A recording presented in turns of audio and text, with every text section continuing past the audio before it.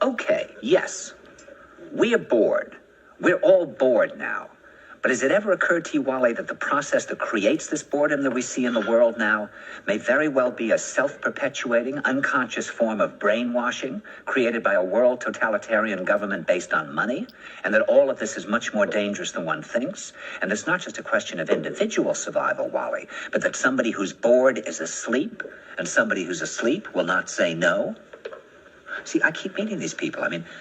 Just a few days ago, I met this man whom I greatly admire. He's a Swedish physicist, Gustav Bjornstrand, and he told me that he no longer watches television, he doesn't read newspapers, and he doesn't read magazines. He's completely cut them out of his life because he really does feel that we're living in some kind of Orwellian nightmare now, and that everything that you hear now contributes to turning you into a robot.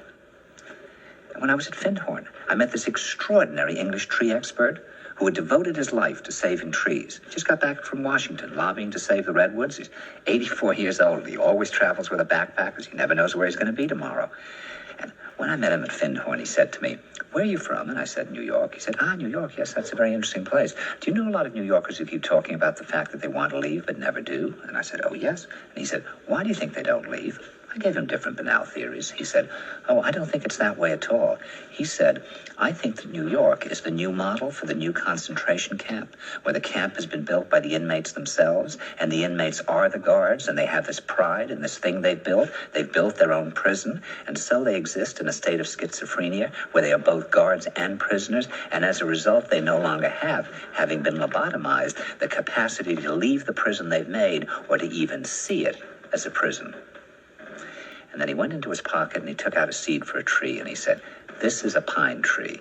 He put it in my hand and he said, "Escape before it's too late." See, actually for 2 or 3 years now, Chiquita and I have had this very unpleasant feeling that we really should get out. And we really should feel like Jews in Germany in the late 30s.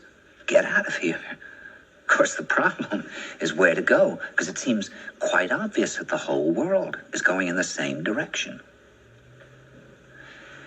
See, I think it's quite possible that the 1960s represented the last burst of the human being before he was extinguished, and that this is the beginning of the rest of the future now, and that from now on there'll simply be all these robots walking around, feeling nothing, thinking nothing, and there'll be nobody left almost to remind them that there once was a species called a human being, with feelings and thoughts, and that history and memory are right now being erased, and soon nobody will really remember that life existed on the planet.